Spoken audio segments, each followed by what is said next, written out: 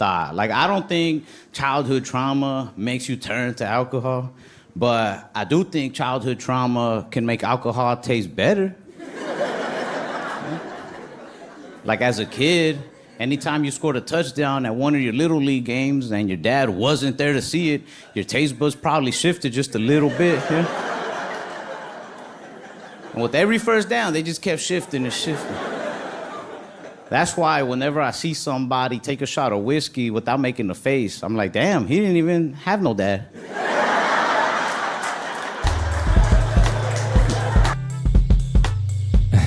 This is Past the Rock. Recording live from count three locations. This is Past the Rock. I'm Patrick, and as always, I'm joined by two great men. Caesar, aka LC's. It's still fuck Kyle Shanahan, but whatever, you won. And BETHKE, who's Jacob. I said that wrong, but you know. Either way, you can go by many names. There have been many names over the years. Some of them safe for work, some of them not safe for work. Most of them not safe for work. All right. Well, we'll get diving right in. I didn't tell you guys this, but yesterday I went and saw that Godzilla -1 movie. It's new Japanese Godzilla film. Not to be confused with the new American Godzilla film. No, right? no. It was really cool. As far as movies go, it was phenomenal. The CGI part's a little rough. They didn't have quite the budget of, say, an American film might to really make all that look. They don't have pink Godzilla. I mean, it's just some of the shots of Godzilla are just not great, but you know. They don't have Godzilla running like side by side King Kong like a Baywatch scene. Definitely not running anywhere. That's for certain.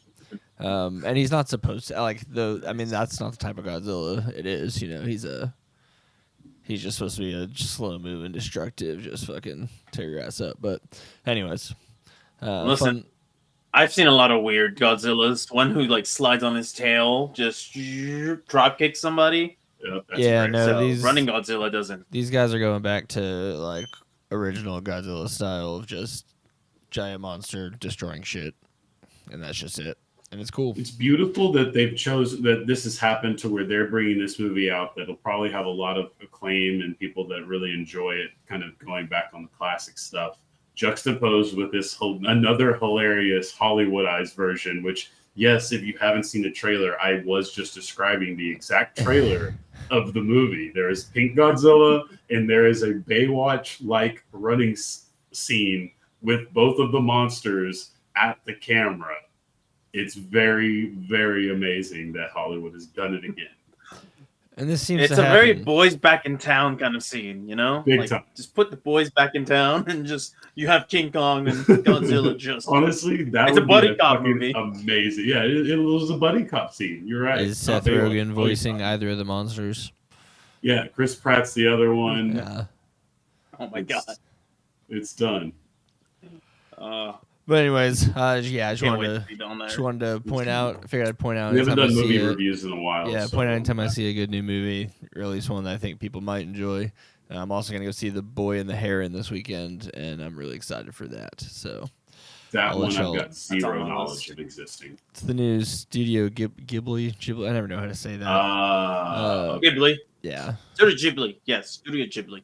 I do know what that is, and therefore that answers a lot. It's the new Robert Pattinson animated film, and I can't wait to see it. Oh, it's got Robert Pattinson in it as well. Yeah. Oh my god, I can tell why this hasn't crossed my radar. When they do the English versions of the Studio Ghibli movies, they get just phenomenal casts. So well, they're very popular. Yeah, they're very popular. I'm very excited for that. And I'll bring y'all back another 20-second review on that next week. I think I've only seen one of those. Is Spirited Away the one? Yeah, that one won like the Oscar and stuff. I think that's in. Yeah. Fuck, what's that one? It's like a little girl goes into some weird world. Little girl in a red shirt gets transported to a different world. She gets spirited away, basically. Yeah, there it is. Okay, so that is the one I've seen. Yeah. It wasn't bad. I don't watch a lot of cartoon movies in general, but that's fine. So it was Yeah, exciting to see it. It's a good studio. Lived up to the when they're on there, you get. Pretty much, yeah. They're I don't know. It's like Pixar, but better in my opinion. But yeah, animation's crazy. Yeah. That movie was old. And that's the other thing. It's all everything was done hand drawn too. I think for the most part. It's fun stuff, and so I'm excited to see that. And a lot of that is also to fill in because there's not a whole lot of baseball to talk about right now. The winter meetings have been really slow. Otani's making the wrong choices. Yeah. Who knows? There are reports that he's got meetings scheduled for after the winter meeting, so we're not going to know anything until later probably. And that just means he's going to say something. Yeah, they say a lot now. That's where we're at. Is they say until he says. Yeah, anybody who reveals a meeting with him is apparently like he's gonna hold it against them. So, hey, if the Rangers have, that's a dumb Reddit theory. But I appreciate it nonetheless. The fans are getting into the spirit. It's everything. That's what the season's about. That's the thing is there's not a huge like F5 season really. Like trade deadlines sometimes in baseball can get crazy. It's been less so with this year with the expanded playoffs and everything. But definitely free agency. It's like there's like 2, maybe 3 guys every year. It's not like I don't know. It doesn't seem as condensed and league shattering every time someone signs like they do in the NBA. Yeah. But this is obviously a unique situation. To have a guy like this not be just immediately locked up by whatever team found him first is pretty nuts. So that'll be something we follow. No idea. The Rangers did sign Kirby Yates to a 1-year deal. He'll be a solid rotation guy. Welcome to championship baseball, Kirby. Yeah, he's pretty much exactly what we need. Is just a guy to eat innings, and he should be. He should be a middle of the late rotation guy for us, depending on how injuries fold out. Across the way. So that kind of is it with baseball. Unless y'all heard anything that I didn't know about that's worth bringing up. Obviously, Soto's gonna get traded somewhere, and it's. Might be New York, but who knows? Probably the Yankees, which like I had told you guys earlier, I'm excited. I want the Yankees and the Dodgers to be good while we're good because I want to win when the big markets, the big quote unquote big market teams are good because that just makes it a little sweeter. The other thing, dear friend of the show, Monfro, he sent a text to Caesar and I. He said he had a rumor that he was interested in. This one was a little bit of just more of his being interested in the rumor for another team, not necessarily linking the Rangers in any actual way. But Emmanuel Clase. I mean, it's the dream to get him back. Clase. That's one of those all I drink is Bombay. Hurts that you lost him kind of guys. The deal seemed maybe worth it at the time, and we obviously didn't expect him. Well, some people claim they knew he was going to be this good the whole time, but it's hard to say for sure unless you can go back and find the Twitter receipts. But that'd be great. I mean, I'd love to have people him back. in the organization that have their notes that are just like, don't trade this guy. And they're just like, I showed you. I told you. Yeah. I mean, I would love to have him. I don't know what that looks like and what they'd want for him. But oh, man, it'd be so expensive to get him. But if you can hang on to like your number 1 and number 2 prospects, then fuck it. See what 3, 4, and say 6 can get you. Yeah, there's a couple of Kumar Rocker could sure. intrigue them. I don't think Kumar Rocker is intriguing anybody. It's we like don't know your boss man fat trade offers. Sometimes it's just boss man fat was like a 2nd round pick. Rocker, he was a 1st round pick in the top 10 twice. Yeah, he has some pedigree, he had some talent. You know what I'm saying? So we're talking about that should just get the deal done by itself. Yeah, Cleveland, call it in. Exactly. The guy was like, and they won the first pick of the draft. They got time anyway. Well, so that's all I've got, and I just want the Rangers to do something sexy and not boring on Cleveland. So it's hard. Yeah, it's hard to do something sexier than win a World Series. So. No, when you're thinking big, you got to think bigger than that. I mean, we're talking about sexy in the offseason. No, this is the greedy portion of the program. We want to go back to back, so we got to load up. Yeah, where I don't care anymore. I'm just like every asset has to go for win now pieces. I'm LeBron James now. I was thinking the other day that the most Texas Ranger thing possible would be for the Dallas Cowboys to win the Super Bowl this year, just a couple months after the Rangers win their first one, just to immediately take all that back. I understand where your concern would be, and it's rightfully placed. I don't know that it's a concern. I just think it'd be fun. It would just be like it would rain on the parade a little bit. It should be very fitting for the whole situation. We've talked about it. That happens, and there's just it doesn't matter what else happened before it. We could have Space Invaders could have been like, we're coming down tomorrow, the day after the Super Bowl is the last day on Earth, and the Cowboys win the Super Bowl, and all of a sudden there's just a section of the world that just doesn't give a good goddamn about anything else happening. So, well, on that note, we'll shift over just a real quick check in. The Stars doing pretty well. Hockey's about the quarter pole. They're a team that's so good that there's never a game where we're like, oh, well, they weren't supposed to win that one. Like they win a game and you're like, yep, they should have done that. And they lose a game, you're like, oh, they shouldn't have done that. So they put up 8 against Tampa Bay, which was really cool. But then they immediately followed that by going to Tampa Bay and losing 4-0. So that you're seeing some inconsistencies, but they're still right up there at the top of the league. Maybe there's something to do in Tampa that we don't know about that they do. I mean, things happen. Yeah, I mean, who knows? But kind of just the same thing. They just kind of don't show up sometimes, periodically, which is a concern, and it's also not because it's 20 games into the season, and you can do that. How much are the points to make? How easy is the points to make up? So they're 3 behind Colorado. I didn't check it this morning, so let me check it again. Because I just don't know. I guess if Colorado is. Yeah, I think they were. Well, I think we had a game in hand last I checked, but they might have played an extra one by now. No, we are 2 games back of them as far as games played. They are up by 3 points. So technically we could, if we win both those extra games, we could be up by 1. So yeah, pretty much right there. Vegas at 37 points. They're 6 ahead of Dallas. But they've played 3 more games, which means the Stars would just need to win those 3 extra games, and they tie that point total too. So they're right in line, in step with everybody. They've dropped a couple, like I said, that they probably shouldn't have, and that's going to happen when you're playing an 82-game season. I think that probably wraps it up on those 2 little guys as far as those topics. The big topic probably of the week outside of any NFL is going to be college football playoffs. So I think we should just dive. Oh, I thought you were talking about the in-season tournament. Oh, yeah, the biggest topic. We'll get.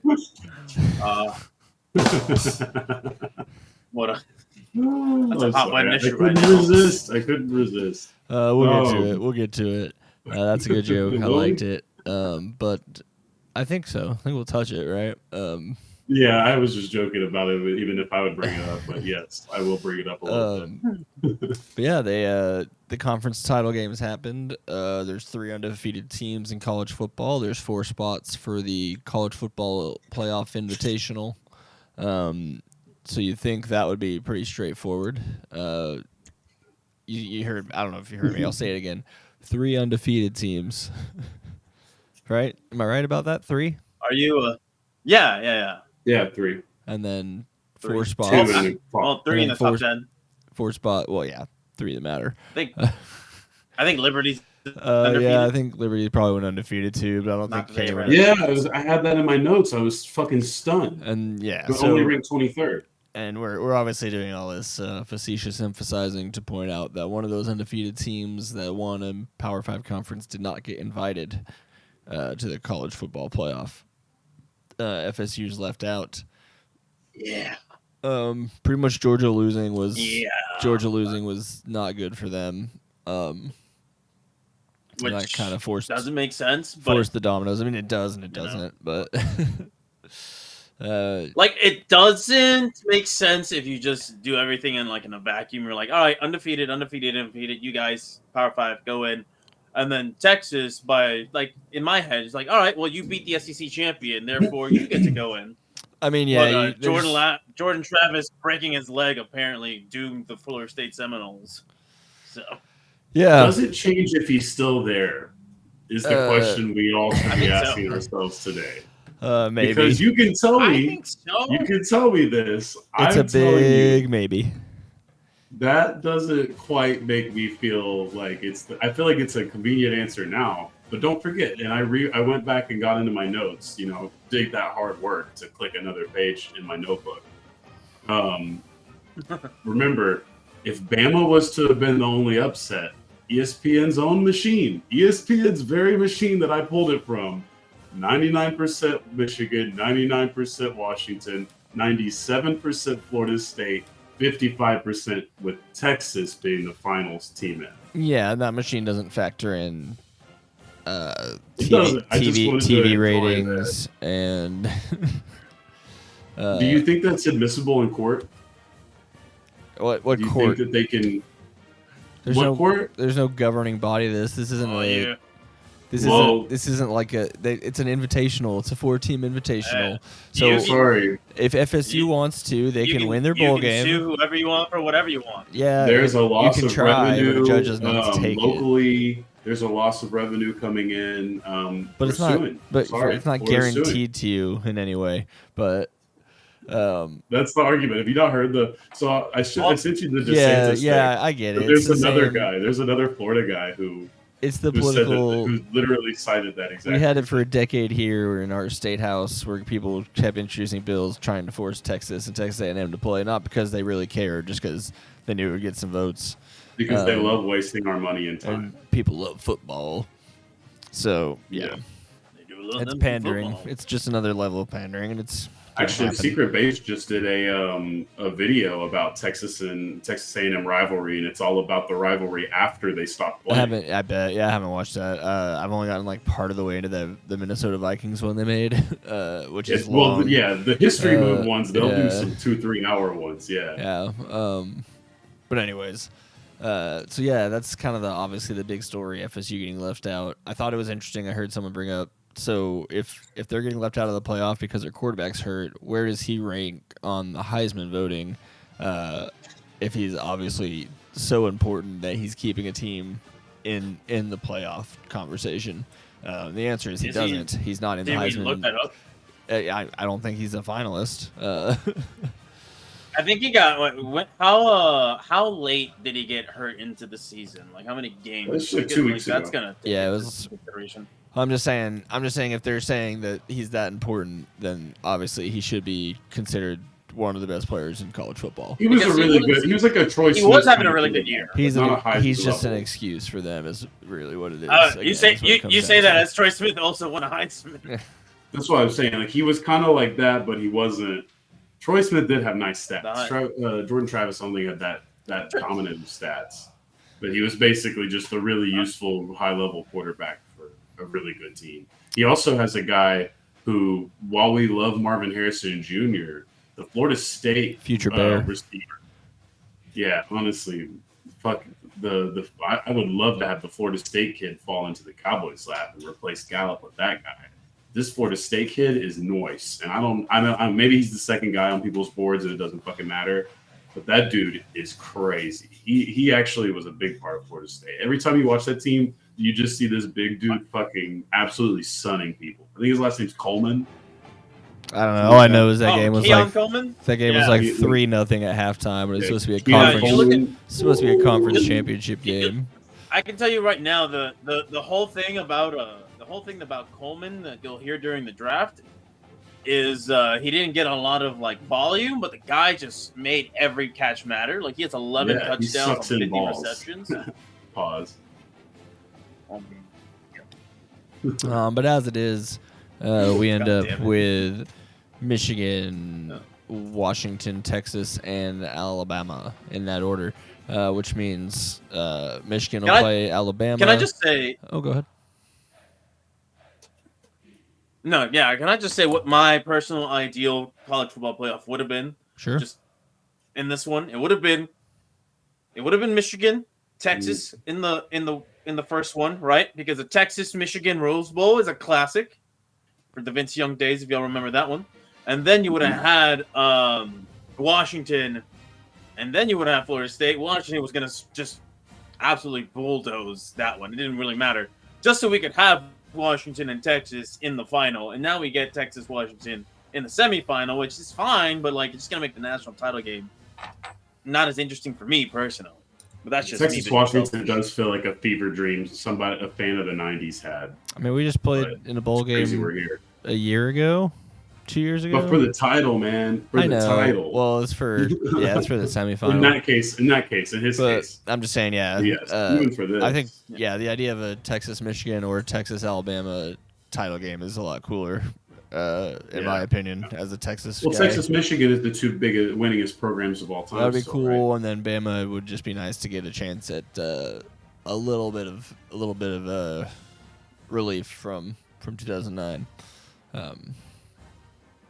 Yeah, Feels like Uncle Mo is on the other side of that potential rematch, but we don't have to go that far because we've got a month until the game. beat them once, That's fair. Beat them once. and we got sweat. Yeah, that's true. I mean, there's some Big Mac Daddy plugging up the middle. Sweat for Who needs to be a Heisman. Dallas Cowboy. But yeah, the conference championship games were pretty fun. I was at a friend get together thing during Washington, Oregon. Happy to watch Oregon lose. I think Washington's got some pretty lame uniforms, but Better watch out for Michael Penis. yeah. Got there. Sorry, I just I had mean, a it's coming. weird pop-up on my computer that I'm gonna have to try to get rid of. Anyways.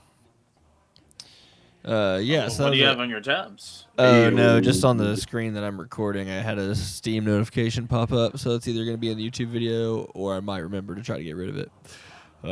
Doesn't really matter. You'll find out what one of my friends was playing on Steam. But anyways, so that game was pretty fun, and then obviously I watched Texas Oklahoma State. Super fun game. Not a lot to complain about except for Worthy being hurt. And I didn't like the third touchdown we gave up. I would have liked to see the defense try a little bit harder there near the end of the game, just because, you're playing in a sport that is unfortunately subjective to some degree. And if you hold a team to 14 in your conference championship game, that looks a lot better than 21. But it didn't end up mattering because Alabama beat Georgia, and that kind of set things in motion to get Texas in. Yeah, it was pretty big Full drumming. We had the South Lake Independent School District education system on full effect early in that game. Made it look a little scarier than it should have. But I think at the end of the day, it was a pretty well-won game, an established victory. And honestly, again, I ask, how much did Texas need to do other than get that? Yeah, I mean, I think it definitely helps that they didn't win on a fourth quarter, defensive stop or something. Yeah. It definitely looks Or better like a last second when field goal. when most of the middle of the season was us barely getting by teams that were not even in the same league as us. So,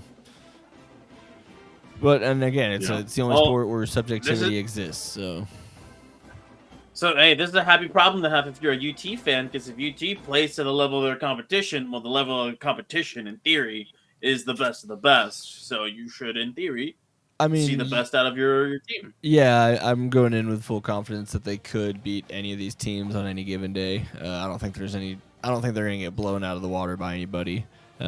Which isn't to say I think the only team they that wouldn't would lose by 2 scores. 14. I don't think it's that bad to lose by anyone in the top 4. I don't think it's even if Texas beats one of them by 14. I don't think it really says that much. Just one game. So I think they're in a really good spot, and I'm happy to be there. And it's nice to get that Schadenfreude or whatever you want to call it of watching the Big 12 commissioner have to hand over awards and stuff to Texas and say my The coach's name. That WWE giant belt. WWE belt. That was Undertaker. Yeah. Undertaker got to do that. He handed that off.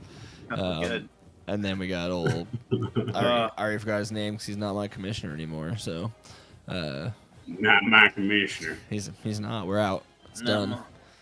We'll no longer play Big 12 games, and we'll forever be a Big 12 champ. Just like when Dicker kicked the Aggies out of the Big 12, we won the Big 12 and just put it to rest.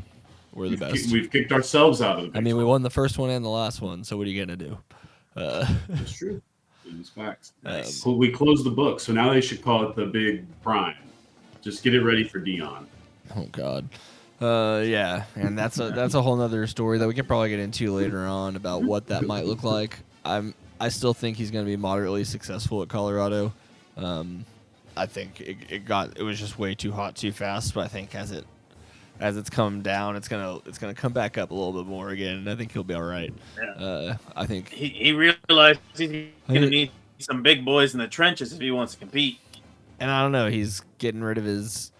I shouldn't say getting rid of. Him and his woman are separating. That probably didn't help out during the season. It definitely didn't help out in the season at all, whatever was going on there. I heard some weird stuff, like, I guess because of all of his, like, feet and leg injuries, he hasn't gone on a lot of recruiting trips. So that's kind of a weird bit for a guy who's supposed to be the best, recruiter. I don't know how that's working.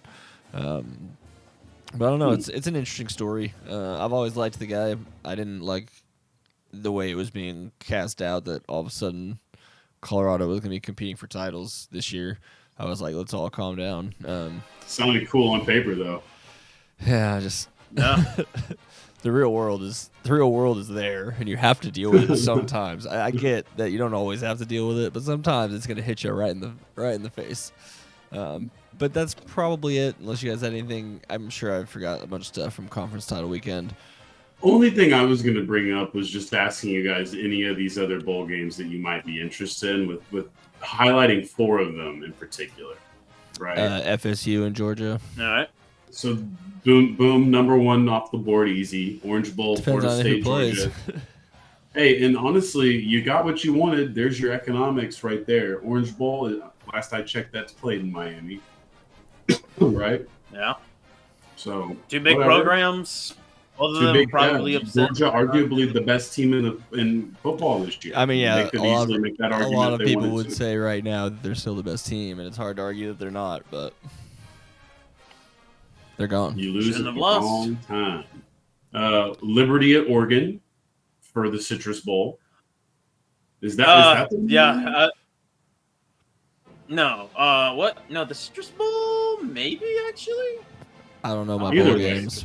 We'll So play. there you go. You get Liberty, Florida. Orlando. I think that one's in Orlando. Orlando. I There know you where go. the Alamo Bowl is. Alamo Bowl is one of the ones that I have on here. Who's playing in that one? Arizona versus Oklahoma without their quarterback who just dipped to Yeah. be the number 1 quarterback transfer, or one of the better quarterback Yeah. transfers. And then easily the funniest Which- game. that- I'm that one's watching this one no matter what. Go ahead. The Texas Bowl. Who's in that one this year? The Texas A&M Fighting Aggies, what's left of them, facing the Oklahoma State Cowboys. It's a rematch of good time vibes. Of course I'm in for that. That's the little brother bowl. Getting a big 12. I'm so in for that game. There you go. I haven't did watched forget. that game in school. I'll tune into that one. I remembered a couple of things I was trying to mention in this slot. We did get confirmation today that the Red River Shootout Rivalry Showdown game is locked into the Cotton Bowl for another 14 years, and they're guaranteeing $140 million in renovations to the Cotton Bowl itself, which is at this point for me the only tradition I care about is let's just keep that stupid game there and don't let Jerry have it. Now, I think Jerry's okay with Jerry almost had it. I don't know if he ever almost had it. Well, that's what we're going to get into in the basketball portion. I think he's why we're in this conversation about Fair Park needing to be upgraded in 2023 when Fair Park could have been upgraded in 2004. Sure, but I think yeah, I don't know. I think he might have been used as a leverage point a time or two, as of most Dallas teams in areas. So they are, and so we say. It's my best Jerry-ism. So yeah, that's a big one. Empty the bucket. Keeping that game at the actual Cotton Bowl is important. It's I think it's the best rivalry in college sports, and it's probably the best one to look at from just a purely aesthetically looking at the stands with the split crowd You don't want and to see everything. that shot, but with the giant TV in the middle. Yeah. Where where the fans can't even see the other side that they're yelling to. But anyways, there was that. There was one more thing, and I just forgot it again. It'll pop back up later. No. All the transfers, that's been the other big thing, is there's just the transfer portals. Yeah, like Dylan Gabriel, like what is he doing transferring? Like, bro, you're about to go into the SEC unless you just don't want any of that smoke, or He's you're about going to be a different USC's new quarterback. I mean, who knows with NIL? Oh, I guess we could talk about the. Was it the NCAA? Was it the president of the NCAA who put forward the idea of a new subdivision for the highest, the schools with a ton of money to be able to just straightforward pay players, like something like $30,000 a year for all your athletes in every sport. So that would be, your Texas, your Michigans. So even if that doesn't, this specific plan, like a small. but you're talking about, I mean, for football players, yes, that's a small amount. But if you're talking about everything like volleyball, No. I mean, like a small amount of schools that would be able to. Yes, yeah, for sure. I mean, I'm sure it'd be like they get paid $30,000 a year to each student athlete that you have or whatever. So for every like good for the sport student athletes, or but I'm like, man, that's not a lot of schools who are in the black for college athletics. I think that there's a lot more than you know. Texas is Football one. itself pays for Michigan, everything Notre for all Dame, these but, schools. I think you're looking at 30 plus schools that are going to be in that small subdivision or whatever. But that's it's an 20. interesting idea. And like I said, I don't know if this specific plan would pass, but just the idea that someone's even proposing it that kind of could, which is always a weird, shaky ground with the NCAA because it's kind of based in nothing and has no teeth. But it's also they're still making up the rules as they go, but they got to up the still price the if only that's thing. the rule. No, I need more cheddar if I'm a player. I need $50K at least. Look out of here. $30K. I know how much money they make. Yeah, I mean, but again, obviously it depends. That's I'm not feeling bad for boosters' pockets. I right think now. that's Let's go. this isn't the boosters. This is like the actual school's money. That's what's different about this. Sorry, I didn't explain it well. Is the school would be allowed to pay these players, and that's what makes it different. Then they're going to take it from somebody who needs it. Well, they're just going to take it from the money they get from the football program. But then from boosters, right? No, from I guess the actual money. I guess the allocation of what money they use. Yeah. The boosters don't really pay for. I don't know. It's the boosters. They Texas A&M was we're talking about the boosters aren't the paying game, TV bro. deal money, but the TV deal money doesn't get to pay the coach. I'm assuming is how that's all set up. I don't really know how it all works, if I'm being totally honest. But it's an interesting concept to have the schools pay the players themselves, and it just sets it up more like an actual job, which the schools can afford to do. And I think one interesting wrinkle about this one was that it would be, I think, 50% have to go to Title IX athletes, which would mean you'd be able to get the best softball players, the best volleyball players, the best water polo players, depending on your school and what you have, which is cool. And that creates does happen. A lot of these it creates unique these opportunities. And I know if you look at like the top individual earners for NIL, I'm sure like 3 of the top 5 are women right now. I think obviously if you stretch it out to who's really getting all the money, it's pretty much all football players. So I think this is also a nice way to try to grow those other sports, and give people options besides going. I don't even know what if you're not going to college to play volleyball, you're going overseas. What are you doing? I have no idea. So it's just a cool thing. I mean, volleyball's got some circuits, like I think more or less like beach circuits in California and the coastal areas. I guess just in general, it gives kids a stable opportunity to earn a living doing what they do, versus the school owns everything but about you, but they're technically not allowed to make. I don't know. It's all weird. So I like that there's at least steps being taken and thoughts being thrown out for what we can do to level all this out a little bit and to make it make sense, so it's not just the Wild West. Now I'll probably wrap up college football talk on that. We can go ahead and pass the rock to whoever wants to take it, because I don't remember. Let's actually just knock out basketball real quick so we can just let C's fucking fly with the rest of it, and you can cut it easier that way. Because we can segue. That sounds You good. just talked about Fair Park. We're talking about the Dallas Mavericks in the National Basketball Association for just a wee little bit here. Nothing too crazy. There is one important thing going on in basketball we should talk about, but mostly for the Mavericks, there's injuries of Grant Williams, Kyrie Irving, Tim Hardaway Jr. That's a little bit of an issue right now. And then we're talking about Josh Green being out for a sustained period of time. So an easy schedule coming in: Memphis, Portland, then Utah tonight, Portland, Memphis on Monday, Lakers are here in Dallas on Tuesday. So a little bit of an easy stretch, then you play a good team. So that's a little bit of a window there for the Mavericks. But the thing we wanted to talk about is the City Council of Dallas responding to Mark Cuban selling the team.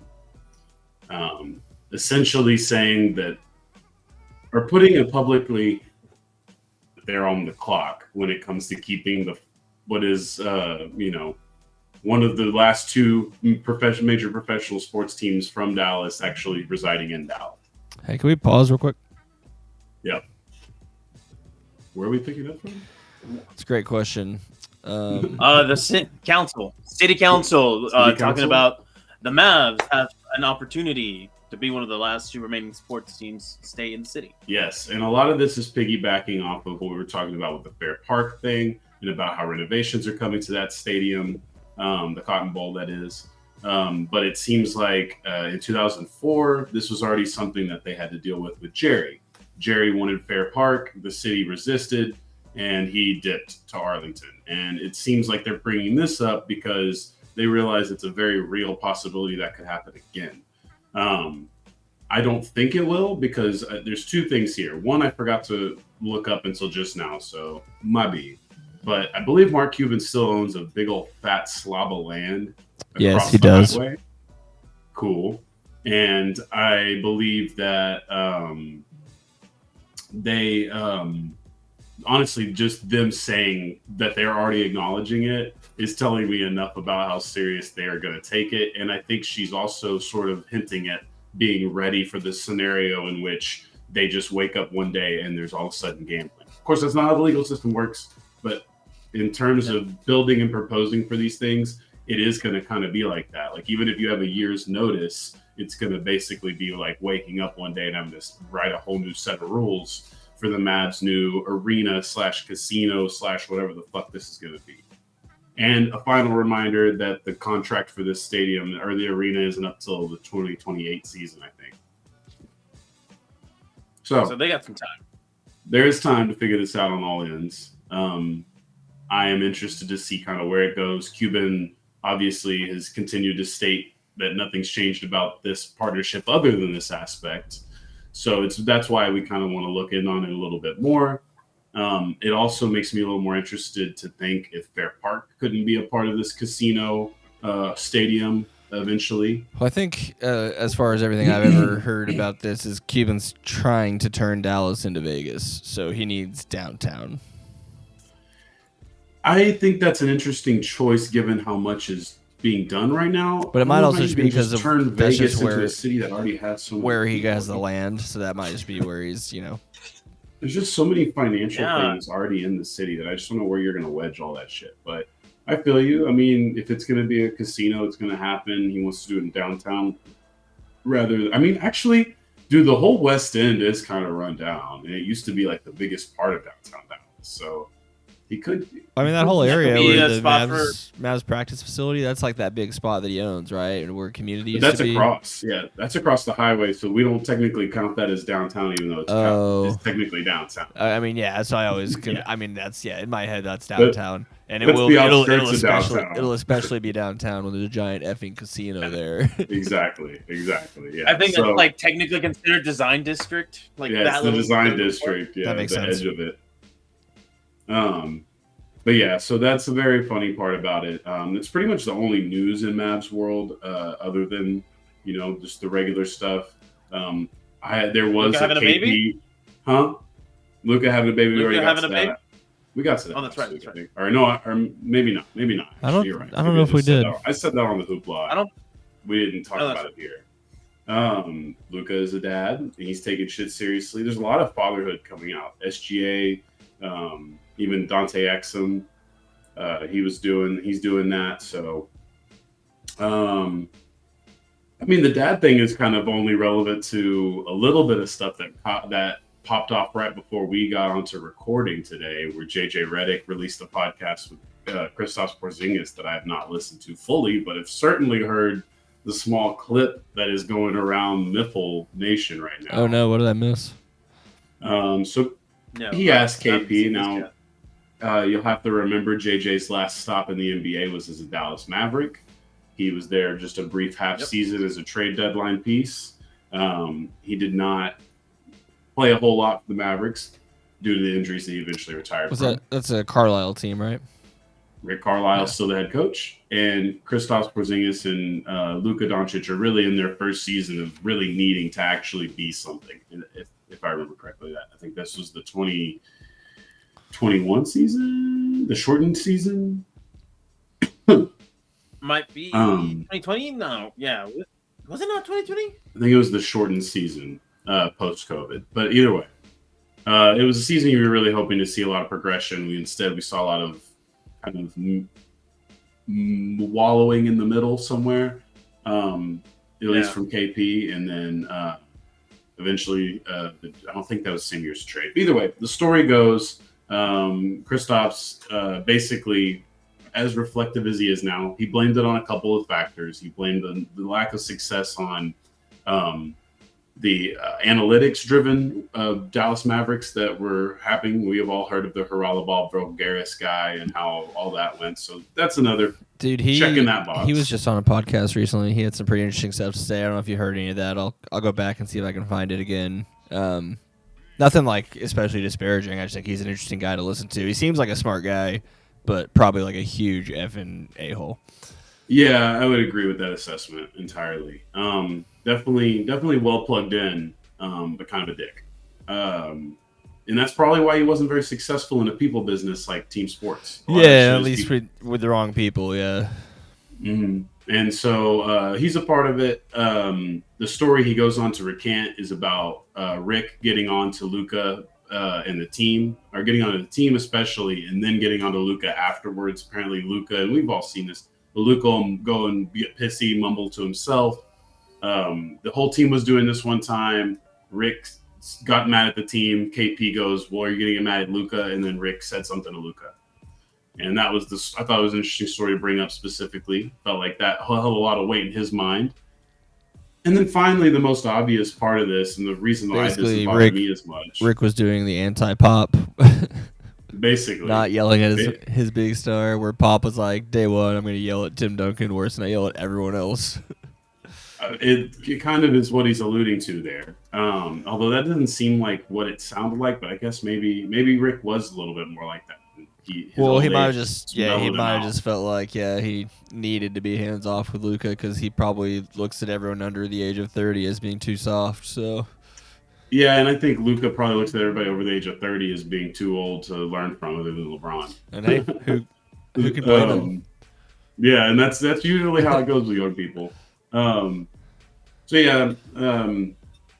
was part of the story, and then essentially he was just cracking down to how immature they were, and that just brings me to the point that I've been on with Luka, where this really feels like the first season I've trusted that Luka's done every single thing necessary to be ready to contend, where in the years past it just hasn't felt like that's been 100% there, and it usually isn't from young people, and goes back to why would the Mavericks force accelerate, and so I don't know that there's anything new from it. I think it's just Mavericks fans are finally getting, the closure, I guess. Probably not going to use this for closure. Most of them are probably going to be more toxic. But I mean, the ones that are going to be toxic are always going to be, you know how that goes. For me, I like it. It's closure. This solidifies all the rumors we had for so long. Where I'm like, all right, cool. We all kind of get that it just didn't work out for a lot of reasons. Cool. Move on. I mean, mostly it just didn't work out because he was hurt. I mean, The injuries are a big part of it. They're not the only part of it, though. I do agree but with if that. he's out there and he's able to play, they're more than It's like- likely going to play pretty well, and they're going to be happier and blah blah blah. It's sort of like the Russell Westbrook dilemma in LA. It's not the players completely busted. In that case, it wasn't the Russ was injured. It was the diminishing returns for the contract were incredible, unsustainable even. And that's what Kristaps was at the number he was. You know, it was not a good number on top of his injuries. Like even Anthony Davis teeters that line. And he's such an amazing player when he's great, but it's when you can't have availability, how much you're making matters a lot more. The best ability is availability. It is. And that's why Amari Cooper's not a Dallas Cowboy. Yeah, well, that and racism, but we'll move on. The San Antonio Spurs, not a ton of news there. They're trying to win games. They're not going to be easy, but they'll be capable. They won 2 games in November. I think that's better than Detroit. Not saying a lot, but it's something. I think it's good that at least the Spurs still have a lot of season ahead of them to learn and play. But I did want to bring up a bad point here because unfortunately, in my pre-season analysis, forgot the funny thing about injured rookies. The Blake Griffin rule, another chance. Ben Simmons rule, whatever you want to call it, whoever you want to use as your candidate. Chet Holmgren is probably going to be the next beneficiary of this, even, is how far I'm going. It's possible. Go ahead. Explain it for people who don't know I think what you're Victor is talking polarizing. I think Victor's stats are going to be great. I think there's a very, very real world where Chet Holmgren is the second best player on a top 3 team in the West. So I wonder, that's kind of hard. I do wonder if because his team is so much better, if that hurts his individual, or if that's like, well, they're so good because of him, you know. So hard. I would say this is going to be as close to a split decision as possible. Still early, so Spurs get a point guard, maybe. If the Spurs get a point guard and just kind of win like a respectable amount of games, just like be around the play-in bubble towards the end of the season, that could maybe help him. But I do think that people are going to forget about the Spurs as they go to, even though Wemby's so memorable.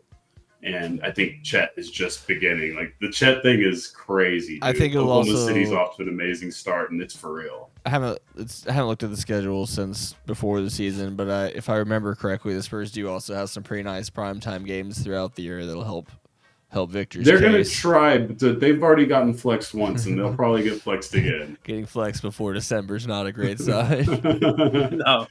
No, actually, I take that back. Detroit, I think, is the only team that's gotten flexed. I don't think the Spurs have been flexed yet. I wouldn't be surprised. The only reason they wouldn't be is because of Victor. So, yeah.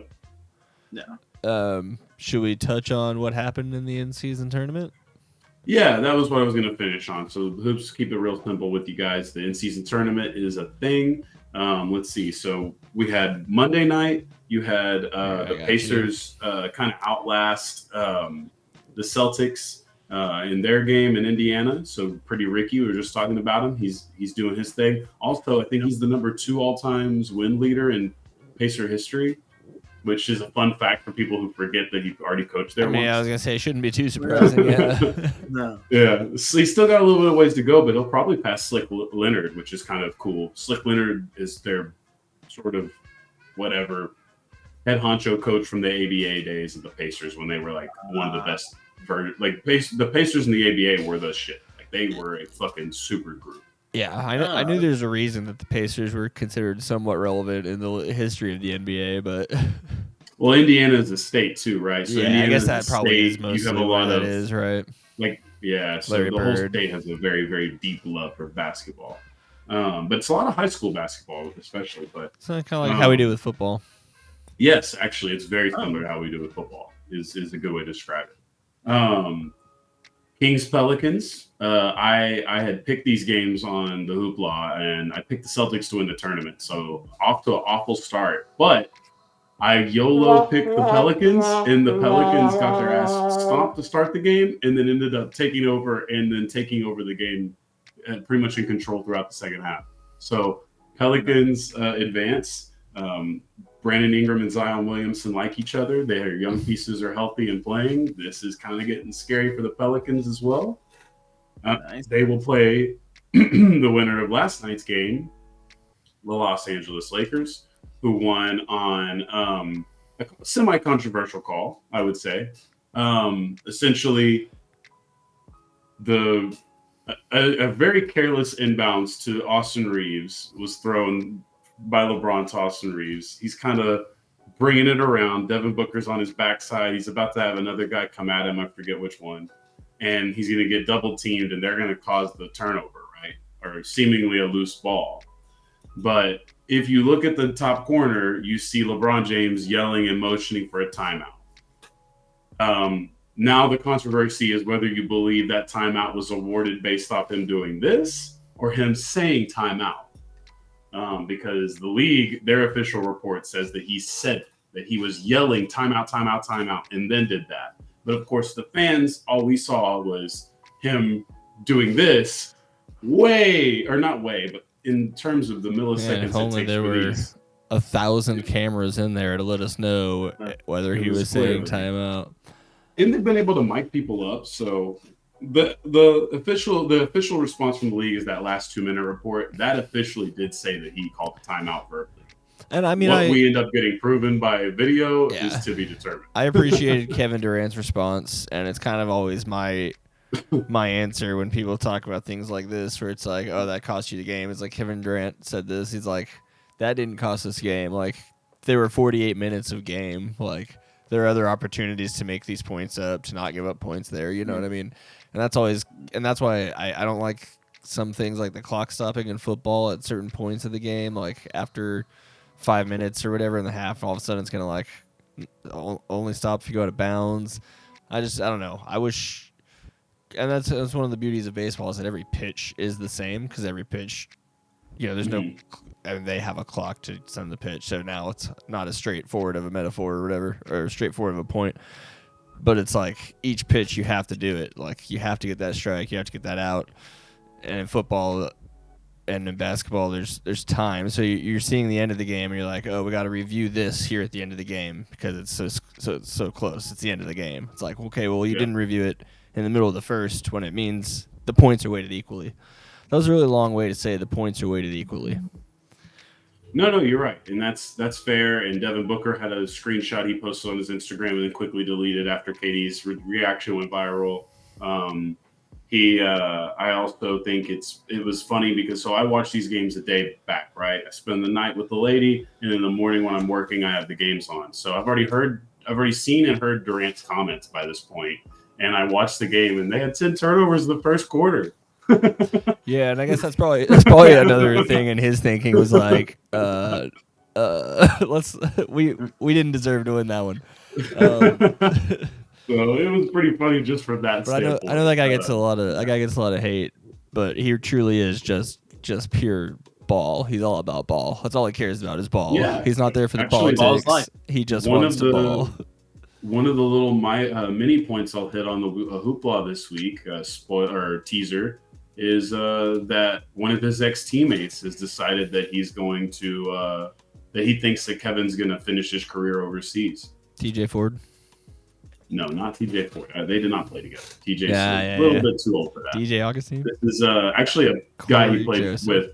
This is a guy he played with like 2 years ago, and you would not guess it if you made a million guesses, because he's currently playing overseas. Sabo Cephalosha. Oh. No. Okay. Edmund Did they play together? I don't know. I was just guessing. Ooh. Yeah. Edmund Sumner. I don't think I've ever heard that name in my life. That's not a name I know. Yeah, was he an end of the bench guy? It sounds like a mid-major, if I'm being honest. He's a little bit of run with the Nets, but now he's overseas getting the big buckets because he's a great bucket getter. So definitely sounds like if they're not going to give you minutes in the NBA, go over there and average 30 and get paid. It sounds like a 14 seed. Edmund Sumner going up against. Basically. Going up against. He was an Xavier kid, too, actually, if I remember correctly. But yeah, that's pretty much the in-season tournament. The Bucks beat the shit out of the Knicks. Sorry, Knicks fans. That was also tough because they had a deal with Kenny Smith saying that Paolo Banchero is better than Jalen Brunson, which before the game. Which it's like, hey man, Jalen Brunson right now, sure. But like, if you're really this butthurt about someone saying that the last year's number 1 overall pick and future franchise player who's already turned his franchise around in year 2 that's a bad thing to you, I just don't know what to say. I just like you're getting butthurt over some small potatoes here. But yeah, they got fucking ran through against the Bucks. The Bucks were not fucking around. That's gonna be a scary team come playoff time, man. I would not want 7 games against Dame and Giannis. It might be. I think there's some potential there, but it's still a little too early for me. I mean, for sure, just on when it looks great. On paper, that's a scary 2 to have to go against in crunch time. Yes. They can hit you from the 2 ways that are the most unstoppable when they're on fire. And the thing I wanted to give you guys a preview on, because tomorrow this isn't going to matter. You might get the video out there, power to you, but this is funny, and I had to double check myself. So you guys saw tweets I sent you. One of the jokes about it. One of ESPN's people said that they were hoping that who was it? They were hoping that the Celtics won, right? So that there wasn't a Pacers-Bucks game at 2 p.m. Central Time or 2 p.m. Pacific Time. Yeah, instead we're and I was just like, Bucks, I was like, hold on, Pacers, cool. First of all, I was like, so I'm ignoring the stupid ESPN big market thing. That doesn't bother me. I'm so unfazed by that. It's routine. It doesn't matter to me. I was looking. I'm like, the fuck does he mean tip-off times? So I go to the NBA app, and I shit you not, 4 p.m. Central Time is when that game tips off. Yeah, they want to play both on the same day, so it's a doubleheader, and they don't want eyes We diverted do from one to doubleheaders the every other. night. What are you talking about? Well, they don't do these kind of doubleheaders. The doubleheaders they do now are like they start like an hour apart, not one game ends before the next game starts, NFL style. Dude, is anybody going to be in the arena at that time? Yeah, well, Yeah, it's Vegas. they paid for it. Oh yeah, Actually, yeah. our If it's friend- Vegas, then absolutely they're going to be there. Friend of the show. Vegas isn't a real might end up going. place. Oh, he's going to go to the... He happens to be in Vegas for right now, and so he's debating Dude. just snagging a ticket. I was just looking at Nice. how long it takes to get a passport and whether or not I could get one in time to go down to Mexico City for an MLB game next year. But Yeah, Oh, they're it's a doing lot. one in Mexico next season? there's it's Astros and I can't remember who it is. Someone's playing a 2 or 3 game series in Mexico City in April. they say, Listen, April? No, because I got to go in May, and I have to literally, my passport appointment is on the 12th. That shit costs a ton of money. It's hard. It's weird as fuck to pay for. And if you do the FedEx one, that's the quickest. It costs like $500. No bullshit. Yikes. Yeah, I'm not in any rush. They'll play Mexico City again someday when they have a team there. So I would fly to Mexico City just to be a hater of the Astros. I guess I don't actually And need I a have my passport to go to Mexico City. I can just go walk across and then try to figure it out from there. But just get a nice I don't know plane about from that North one for you, Mexico bud. into Mexico City. It'll be fine. I know a friend with a tunnel will help me out. Good look on that one. Anyway, It's just not necessary. I can walk across the border. why would I go that way? Yeah. It's perfectly legal. Yeah, you just gonna have to figure out how to get to the center of the country. That's the tough part. Cool. So that's pretty much it. The in-season tournament will happen. Yes, tomorrow. That's when it was finished. So tomorrow you have your 4 p.m. game. Is that Bucks Pacers first game? It is Bucks Pacers first, and then of course the Lakers Pelicans are on prime time. Is the final It's Friday? It's in Las Vegas, dude. There are gonna be so many Laker fans there. This is like so funny how this The Lakers works out. home game, baby. I don't know. Oh, man. and LeBron's There's- already said that he's excited to bring his future team to Las Vegas. It feels like that's funny. Literally, It feels like there's a decent crossover of Vegas and New Orleans people. They seem like a good. There seems like a lot of parallels there. Are there? My question back to you Yeah, is: dude. how many people in New Orleans are showing up to Pelicans games regularly still? You know what Oh I mean? no, I'm It's a thinking product. This I'm is thinking a people baby that are step. like, I'm in Vegas and I used to live in New Orleans, so I would love to see it. I would love to see it. Zion will draw a crowd. I mean within it's himself. always the Lakers, so it's always gonna be the Lakers. But In fact, I hope I see a Laker fan so Lakers, obnoxious that they're Lakers. wearing a Zion Laker custom jersey. ooh, That's what I want. That's the one I want. Hell yeah, that'd be great. That's the Laker fan. or we need. get Only if you there. can get a Lakers that's all folks jersey. Yeah. I don't. You got to get the regular. You got to get the one Anthony wore. Yeah, You just gotta do it straight up. it's a weird And then line to walk there. And then there's no excuse not to watch the championship game because that even Friday? if you do want to watch the one Army Navy college football game that's happening on Saturday. Oh, that's Saturday. At 2 p.m. The IST championship isn't till the nighttime. So go IST it up. There's an IST champion will be crowned. There will be an IST MVP. There will be an all IST team. You know, I hadn't actually watched the commercial with Michael Imperioli until recently, where he's like, "Oh, nice," where he's like explaining the tournament like he's talking to a 3-year-old. It's bad. It's a bad commercial. And it plays almost every commercial break every game. Love that. Well, it's almost over. See what they do for next year's theme. Yeah, honestly, that's what I want to see is who are they going to keep making these shitty commercials with every year. Yeah, I guess you won't have to explain it in like 3 or 4 years, hopefully. Yeah, and I guess I'll finish on Katie's quotes, talking about how he actually didn't like the tournament and how he was actually pretty excited about it after the game last night, even though they lost. He was like, "Fuck, like I can't be mad. That was a pretty good game, and that was an atmosphere that replicates playoffs." It's interesting too. Like it sets up. So the teams that aren't in the final 2 games, they're going to have 2 games against other teams that aren't in the final 2 games, right? Yeah, basically. So Celtics, Knicks will play theoretically, tomorrow. by not winning, you're giving yourself 2 potentially easier wins. That's what the Mavs did. Essentially, that's what I just described for the Mavs. Mavs didn't make it. Then they get Utah tonight. Blazers on Friday, I think. I guess it And also then, cost you the losses that it cost you to not get in. So yeah, I think it's 2 rescheduled games each team. So and then that's where the extra game, the 83rd game that whoever will have to play will be Saturday. But only those 2 teams will play that 83rd game. that just gives and it doesn't LeBron technically count. just gives does it count towards his career minutes played, points? I don't believe so. I don't believe that the IST He should count not. for any. He should that not game suit doesn't up count for since anything. it doesn't count towards his.